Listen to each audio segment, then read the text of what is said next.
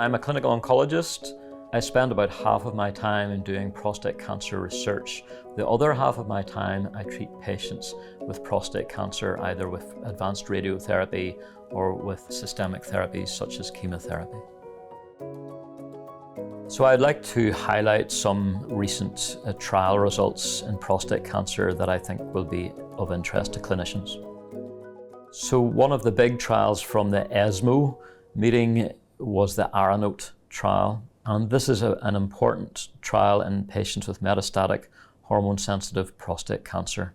We have lots of evidence in this space for the use of enzalutamide, apalutamide, abiraterone, and we also have evidence for the use of darolutamide, but only in combination with docetaxel chemotherapy as triple therapy.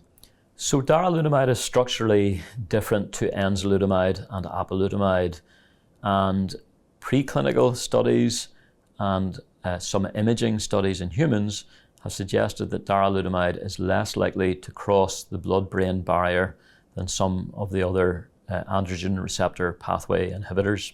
That is felt to potentially reduce side effects such as fatigue, cognitive impairment, or even mental health disorders.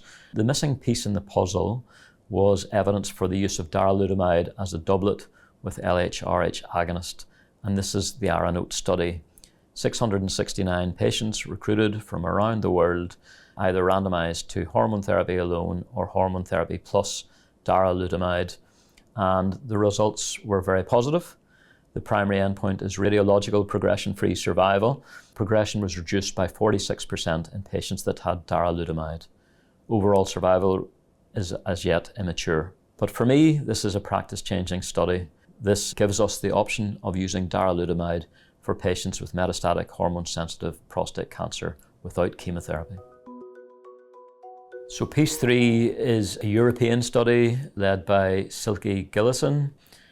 Over 400 patients recruited, all who have metastatic castrate-resistant prostate cancer, so advanced metastatic prostate cancer. And enzalutamide is a proven treatment in this space. But this trial tested the combination of enzalutamide with a radioisotope therapy, radium-223, and compared that to enzalutamide alone. And the big news from this study was that the combination, along with a bone protection agent in all patients after the first 100 patients were recruited, improved overall survival.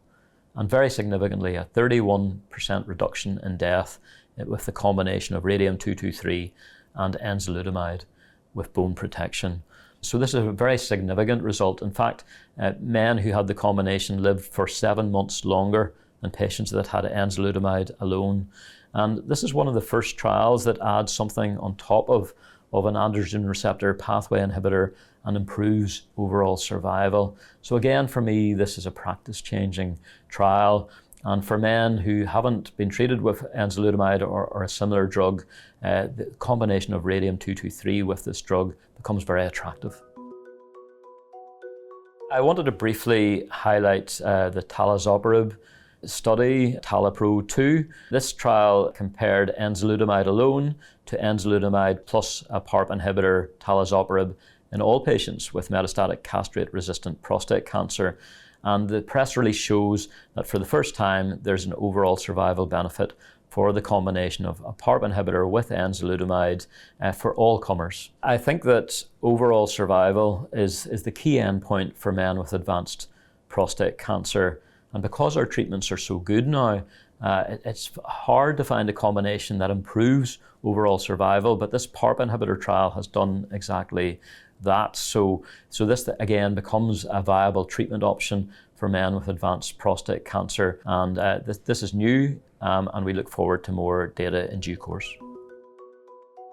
So the TRAP trial is something different. This is a very innovative trial led by clinicians in the UK, and the question that this trial asks is for men that are on advanced hormonal therapy for advanced prostate cancer, but they have scans and a few areas in the body show that their cancer is beginning to grow again, but actually the rest of their cancer is completely stable. This trial asked the question, well, if we used advanced targeted radiotherapy, to the areas where the cancer is growing in the body, for instance in a bone or in a lymph node, and we treated those with high doses of targeted radiotherapy, could we continue that patient on the drug therapy? And the trial showed exactly that patients who were on the treatment, their cancer was growing but only a little bit, that if you targeted the areas of growth, those patients could continue on that treatment on average for more than 2 years. So this really brings targeted radiotherapy into the field of advanced prostate cancer and suggests that it could halt or reverse drug resistance. That's a whole paradigm shift in the way that we think about advanced prostate cancer. It's early days in this field of research. We need to do more and larger clinical trials to prove that this works. But if it does, then that enables people to continue on these novel hormonal agents that are actually quite well tolerated. That means that their time until they need other drugs like chemotherapy is prolonged. Their quality of life is likely to be better, and they're less likely to get to the stage where we've run out of active treatment options for their prostate cancer as well. So I find it very exciting. It's a very exciting time with radiotherapy. This trend towards stereotactic radiotherapy is only going to continue. We're going to get better at targeting our treatment to the tumour, reducing dose to normal tissues, improving side effects. And similarly, our drug therapies are becoming much more clever. They're becoming more targeted. And one area that I think is going to explode is the use of radioisotope therapy, where we can inject radiation bound to a targeted agent that goes straight to the cancer and then delivers the radiation to the cancer cells in patients with advanced prostate cancer. And our ability to do that is getting better and better. So I think we're going to see profound changes in that field of cancer treatment over the next decade. There's a huge amount of interest in patient-reported outcome measures in cancer now, where patients tell us over a period of time how they're feeling, and we can use validated digital tools to collect that information. And there's some evidence from the USA that actually improves outcomes for cancer patients, because it allows us to pick up patterns that we wouldn't otherwise see. You know, we can compare how a patient is today with how a patient was 4 weeks ago or how they were 6 months ago. I think digital tools such as the Cancer Companion app are extremely exciting. They're going to transform the way we interact with patients who are on treatment for cancer. Before we speak to a patient, we will have a look at their blood results, their PSA levels. If they've had scans, we'll look at those. But we don't have that information as to how they've been since we last saw them.